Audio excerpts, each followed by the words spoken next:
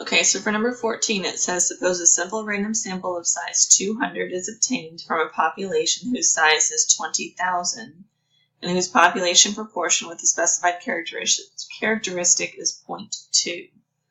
So I always like to write kind of the numbers I need over here on the side. This says describe the sampling distribution. That would be shape, spread, center, and spread. So the first thing we're going to look for is shape. And if you look at the chart in Chapter 8 review, let me scoot that over so you can see the whole thing. Oh, sorry. So if you look at this chart, let me move it over so you can see it.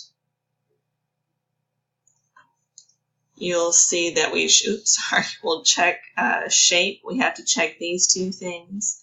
The center is equal to the given proportion, and the standard deviation has this special calculation. So going back to the problem, in order to check to see that it's normal, we need to do n times p times 1 minus p and make sure it's at least 10. If you plug in the numbers, 200 times 0.2 and then 1 minus 0.2 is 0.8. Make sure it's at least 10. You get 32, which is greater than or equal to 10. So that is true.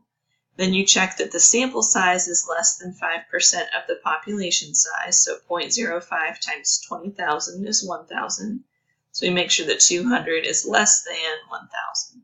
So that's going to give you choice D. The mean is going to be the same as what they give you in the problem, 0.2. And the standard deviation, we're going to do this calculation, the square root of p times 1 minus p over n, which gives you the 0.028284. And it wants you to have all 6 decimal places. You don't want to over-round the standard deviation. That's part A. For part B, it says, what is the probability of obtaining 50 or more individuals with that characteristic? So X is 50, N is 200. Remember that the sample proportion P hat is X over N, which in this example would be 50 over 200, which is where they're getting this 0.25 from. We're going to use normal CDF because we check the conditions. We're going to do X over N. You could also type in just 0.25. Is going to go up to positive infinity because we're looking at the greater than side of the curve. So it goes up to positive infinity.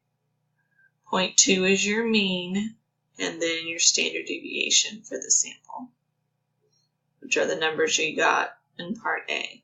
So lower bound to upper bound, mean, and standard deviation. And whatever you get, you round to 4 decimal places. On part C, it's the same idea. What is the probability of obtaining 34 or fewer individuals? So they actually calculated that for you as 0.17. It's a very similar setup for less than and greater than. So for less than, we're going to go from 0.17 down all the way to negative infinity. So we're looking at that part of the curve. So our lower bound is going to be negative 10 to the 99. Our upper bound is going to be our p hat, which is X over N. We could have actually typed in 0.17, same thing.